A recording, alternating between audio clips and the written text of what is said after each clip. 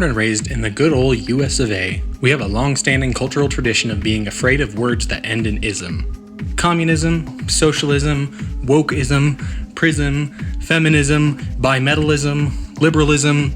We avoid the isms like we're afraid that they'll try to put part of their soul in one of our snake lockets or some shit. That's a deep cut reference from liberal theory for those of you in the know. There is, of course, an exception for the good one that you might even occasionally hear mentioned by people in everyday life.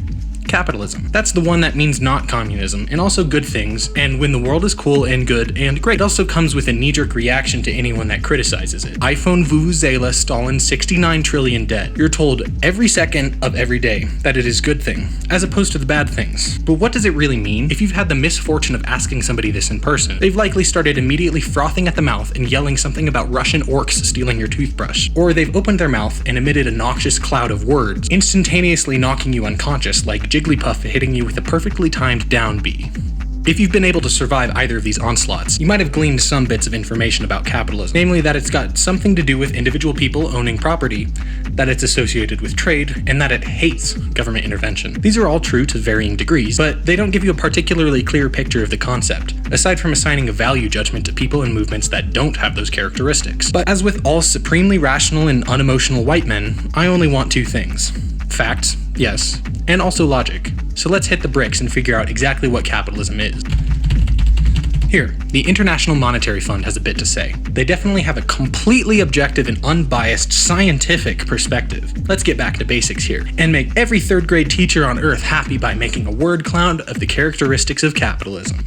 First, free markets are the best way to organize the economy. Boom, done, there you go. You're gonna actually have to read the text of the article? Why would they put this very well-formatted big text here if it wasn't more bigly important than all this beta cuck small text? Women are smaller than men, so if you're reading little text, boys, you're basically being forced into becoming a trans woman. Never let a soy boy beta cuck NPC tell you to read the little text. I don't have a way to transition out of this bit, so we're just going to do a narrative jump cut here. The IMF defines capitalism as, quote, an economic system in which private actors own and control property in accord with their interests, and demand and supply freely set prices in markets in a way that can serve the best interests of society. Importantly, capitalism serves the best interests of society, and that's an objective standard citation needed. Facts and logic, that's our starting point. Back to the word cloud. Here's our working definition of capitalism so far. 1, we've got free markets. 2, we've got adult performers owning stuff. And 3, we've got those adult performers setting prices for that stuff. I'm not quite sure if the adult performers here are a central aspect of the economic system, but I guess it's good to see the IMF being sex positive. We stan a girl boss. Okay, I'm bored, so we're gonna skip over all this text and look at the Pillars of Capitalism section. Just like the Spice Girls in the Holy Path of Islam, alhamdulillah, capitalism rests on a handful of pillars that might help us form a definition. First, we've got private property spice, the sassy one. Then we've got self-interest spice, the asshole. Next comes competition spice, the nerd. Think we're done? No way, baby, we still got the goat. A market mechanism that determines prices in a decentralized manner, spice. She's just a bimbo, frankly. And then there's also the freedom to choose with respect to consumption, production, and investment spice. I think she just got married to Fred Durst. We wish them happy and healthy matrimony. I'm sorry, we only have one more. The limited role of government. Let's go back to the word cloud. 1, we got free markets that dictate prices. 2, we got private property. 3, we've got self-interested economic activity. 4, we've got market competition. And 5, we've got the limited intervention of government in the economy. I think we have enough now to pivot from the stupid bullshit portion of the video and get into the real shit part of the video. Time for some deductive reasoning. In capitalism, we got companies that make shit. These companies are owned by a specific set of people, whether it be one dude or anyone that has stock in the business. That's private property spice. These companies sell that shit that they make in a market, which here doesn't mean specifically a church parking lot filled with white people and their dogs on a Sunday afternoon, but just like the general concept of a place where shit is sold by many companies that compete to get people to buy their shit rather than the other dude's shit. That's market competition spice. In this market, the government doesn't tell these companies what to make or how much of it or what to price that shit. The price is dictated only by how much the white people in that parking lot will pay for that flavorless burrito. That's the market dictating prices, and limited government intervention spice. companies. Okay, critical thought alert. What do all of these things have in common? Why is the R the way that is? The profit incentive. Companies make shit so they can make money. The government isn't allowed to get involved, and the market is used to dictate prices because that's the way companies can make the most amount of money possible. Companies sell that shit in the market and compete with each other to see how much money they can make. In fact, companies don't only compete with each other to sell shit directly, they also compete with each other to get money from rich people so they can make shit. That's called the investing market. And any grindset sigma like Elrond Mosk can tell you the best way to determine which company to invest in is to look at the ROI, return on investment. Basically, how much profit will you make off that company after you invest compared to how much money they want you to give them. This is how capitalism works. People with money either make a company with that money or give it to other people to do it for them. And then those companies hire workers to make something, sell it, and pocket the difference. That difference is called profit, and it's split among the owners of the company, depending on how much money they put into the company in the first place. That's not the end of it though. A secondary market exists between investors and companies, with companies competing with each other to get a limited amount of investments from the people with all the money. And in order to attract investors, they need to offer better and better profits every year. This is why, if you've ever had the misfortune of talking to anyone even tangentially related to economics, they are always talking about growth. GDP growth, net income growth, growers, relevant growth. The lines people, they must go up. This is capitalism. Individual people owning or investing in companies that then hire other people to do the actual work of making the thing. These owners do not do this because they're really invested in making things or making jobs or any other pathetic brain-dead excuse that they give, but because they make money off of it. Duh. Again, this money comes from the products being sold for more money than the workers are given, which is called profit. And in order to keep the owners happy and continuing to dole out that sweet, sweet cashish, profit has to get bigger every year. Now, if you're a smart cookie, and I know you are, I'm so proud of you, Sean, you've come so far. You're no doubt beginning to notice that there's two kinds of guy in this scenario. There's the owner guy and there's the worker guy. This is what we in the crusty fields refer to as classes. And the difference here isn't that the owner guy has lots of money and the worker guy doesn't, though that is true, good job. The important difference is simply that the worker guy does work, and the owner guy does own. But more importantly, you might have also noticed that capitalism does this cool thing where the profits have to go up constantly, and there seems to be no point at which they stop going up. You may also have noticed that the planet and the stuff on it is just like the only one. There's not like an infinite amount of stuff. So even if we're speaking completely hypothetically, capitalism is a system that's doing infinite growth on a finite world. And you're right about both of those things. The worst part about this system that we based our entire lives on, though, is this cool concept called the tendency of the rate of profit to fall. That word salad is a way of referring to the way that capitalism, due to its internal logic, will inevitably shrink profits over time. Let's look and see how that happens. There's a company that makes tables. The company spends $80 to make the table and sells their tables for $100, making a profit of $20. So do all the other table companies in the void because that's the market price. The owner of the company just heard from his R&D team that there's this new kind of table making machine that can make a table for $20. So the table company immediately fires all of its employees, ruining their lives and possibly causing them to starve to death, but that's not important, they're just workers. We don't care. More importantly, the company can now sell tables for $50, undercutting all of their competitors and also still making $30 profit for each table. Well, eventually, all the other table companies develop this table machine and start selling their tables for $45, and then $40, and then $35 to undercut their competition. Competition between companies eventually drives the rate of profit down. Now, that's not the only problem with this scenario.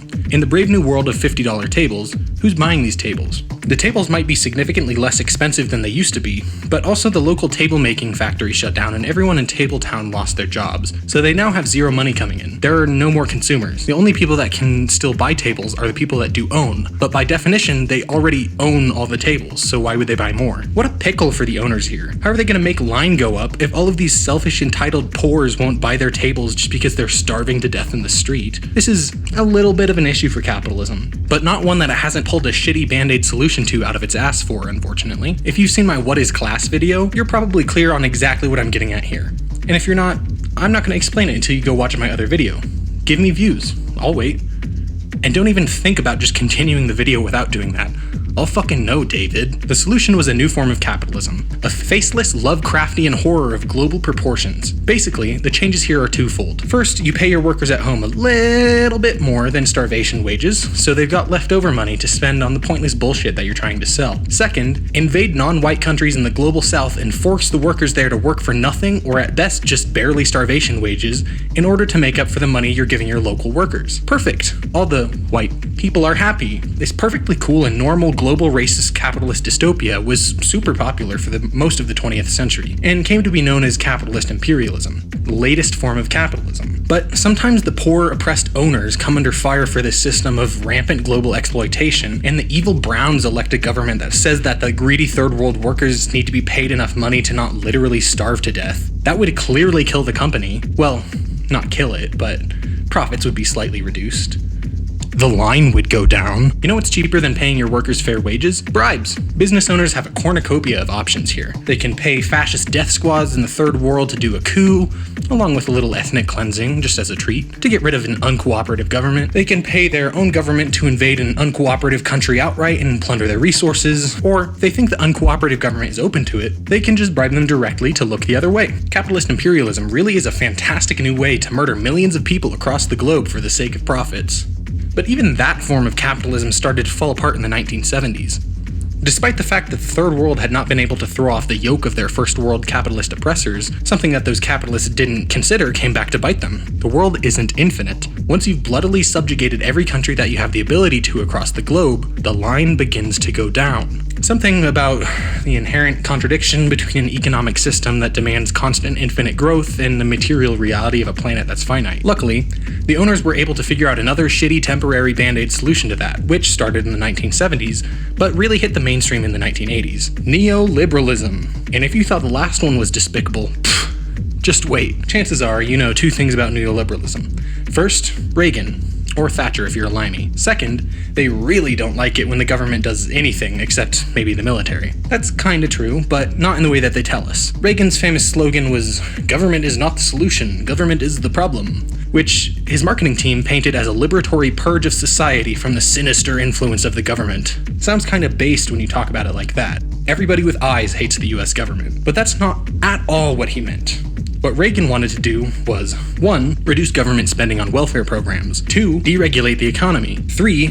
Shift tax burden to the labor aristocracy, and 4. Privatize government functions. We're going to call these the 4 pillars of neoliberal capitalism. First though, a quick glance at our brand spanking new form of capitalist hell. In the old form of capitalism, capitalist imperialism, the owning class sacrifices their ability to exploit workers at home for a blank check to exploit foreign workers harder. But now that the owning class has made all that they can reasonably expect to make exploiting foreign countries, they need to find a new way to make the line go up. And one of the easiest ways to do that is simply start exploiting the working class at home harder. That's where neoliberal capitalism comes in. From this perspective, government welfare programs in the previous form of capitalist imperialism were crumbs thrown to a country's working class to keep them happy enough with the status quo to allow the government to do imperialism in other countries. Basically, if everyone has enough to eat in the US, they're less likely to look critically at what the US is doing to people in Honduras. So now we come to the first pillar of neoliberalism. We need to slash those welfare programs. They're just costing the owning class money and making it harder to exploit the working class at home. Workers need to be afraid of losing their jobs so they don't join unions. Workers need to be on the edge of starvation so they don't blow whistles on shady business practices. Workers need to be afraid of losing their jobs because housing isn't guaranteed. Where crumbs of imperial plunder kept workers in line before, fear will keep them in line now. What if the filthy poors try to sue us for our blatant violations of labor regulations though? Good point. Repeal or defang those regulations. Pack the National Labor Relations Board with anti-union lawyers. Appoint a bunch of anti-union judges to the Supreme Court so when your anti-union NLRB takes a union to court, you get a favorable ruling that removes the union rights of professors, teachers, and illegal immigrants while allowing employees to be searched at work and eliminating worker rights to sue for medical malpractice in their own healthcare. As an added bonus, financial and environmental regulations can be repealed, meaning that avenues for money-making that were previously explicitly illegal, such as commercial banks profit-seeking in the investment banking industry, something you may be familiar from the few years leading up to the Great Recession, now open season. Now that all those pesky welfare programs are gone, we can slash taxes. Well, for the rich. Taxes under capitalist imperialism came predominantly from the wealthy, with the top tax rate for people making over $200,000 a year in 1950 in the US coming in at a whopping 91%. Going into neoliberal capitalism, those super high taxes for the wealthy are slashed, to the point that the top tax rate in 2021 was only 37%. Meanwhile, taxes for well-paid workers are essentially kept the same. The average US income in 1950 was about $3,300 with a tax rate of 20%. In 2021, the average income was about $60,000 with a tax rate of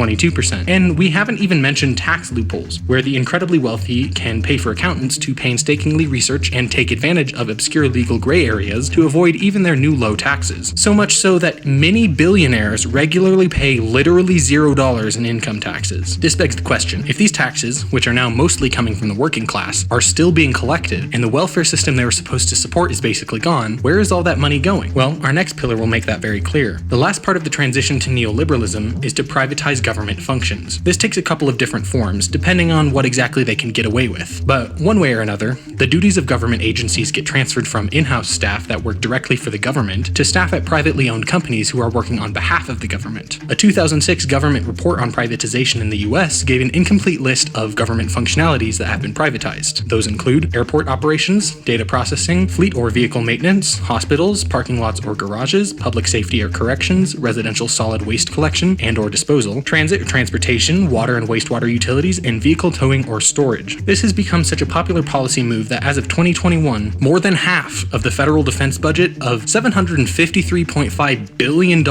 went directly to privately owned for-profit companies. If that breakdown holds true for the rest of the federal budget, that would be $3.25 trillion of the 2024 US government budget going directly to privately owned companies. What is all of this privatization for, though? Well, you tanky scum. Clearly, private companies are cheaper and more effective than the bloated government. Just think about it for a second. The government has $100 to invest in tables. If a government employee is making tables, all $100 are going to go to the only table person in the country. What a waste. Now, there's a company called TableMart that can do the same job for just $80. In this model, the table person would be paid $50, while the remaining $30 goes to the person's boss. Tell me that's not more efficient. Yeah, okay, that was a stupid example, but it made a good point. Despite what neoliberal bots say, moving from a nationalized industry to a privatized industry of any kind is, by definition, introducing a middleman that collects profits without contributing at all to doing the work. This has led to all sorts of issues, and to avoid getting into the nitty-gritty, at least in this video, comment if you're interested in more, I'll just quote the Texas Orator, an academic peer-reviewed political science publication out of the Lone Star State. Quote, "It seems that all available evidence suggests that privatization fails in most areas that are of significance to the public." Okay, so we've got our four pillars of neoliberalism: destroying welfare programs, deregulating the economy, shifting the tax burden to the labor aristocracy, and privatizing government functions. Clearly, all of these have been bad for the working class. That goes almost without saying. But if my script has done its job, you can see how they're all the product of the owning class pursuing profit coming out of the previous form of capitalism. When they had plundered as much of the third world as they could, they came back home and started plundering us too. That doesn't mean that they've let go of the rest of the world, by the way. You think we got it bad here? Go spend some time in West Asia or Africa, where European and US businesses hold entire countries hostage on threat of violence. And if that's not enough to keep the exports flowing out of those countries, one day they might wake up to find Western troops on their beaches, the government assassinated and or disappeared, and their entire governmental system dissolved and rebuilt in a harsher version of American neoliberalism. That's what the, quote, international community likes to call structural adjustments. And according to the Journal of Social Science and Medicine, they empirically result in, quote, lower health system access and increased neonatal mortality. Additional analyses also show that the labor market reforms drive these deleterious effects. Let's bring everything full circle now. We live in capitalism, yes, but more specifically, we live in an era of what could be called global imperial neoliberal capitalism, an evolution of the previous form of capitalist imperialism, which was itself an evolution of the OG. Each of these developments has occurred when the capitalist class runs into a structural contradiction that cannot be overcome in the current form of capitalism. A structural contradiction, by the way, is a crusty way of saying a situation where two circumstances contradict each other. So, for instance, one of these occurred when the owning class of the 20th century capitalist imperialism wasn't able to exploit the rest of the world anymore, but was also unwilling to abandon the constant profit-driven growth of capitalism. So, they decided to build a form of capitalism that synthesizes their desire to maintain capitalism, but also allows them to grow their profits, resulting in imperial neoliberal capitalism. I refer to this as a synthesis here because, from the point of view of business owners, it combines the benefits of the previous form of capitalism and the benefits of the new. Capitalist imperial plunder abroad and also at home. This is accomplished materially by incorporating the government, which has until this point merely been a representative of the owning class, into the owning class directly. Put simply, instead of the government being used to tax, regulate, and ostensibly control the owning class, as it was in the previous form of capitalism, the government itself is taking money directly from the working class and handing it over to the working class, to the owning class. Fuck. Man, I wish. The government itself is taking money directly from the working class and handing it over to the owning class. So where do we go from here? Well, it seems that the current system of imperial neoliberal capitalism is beginning to falter. A series of severe economic recessions in the past few decades have cut deep into profits. During the same time, the imperial war machine has suffered loss after loss in West Asia. The emergence of Russia and China as anti-Western powers on the global stage has threatened the existence of the American empire, and the cataclysmic events of climate collapse are beginning to rear their heads. History tells us that these moments of evolution are when capitalism is at its most vulnerable. As contradictions grow more and more intense, people's livelihoods begin to become threatened by systemic failure. Class distinctions become sharper, as it becomes easier to see who's benefited by the status quo and who's oppressed. Unrest begins to bubble up, and people begin to seek out alternatives.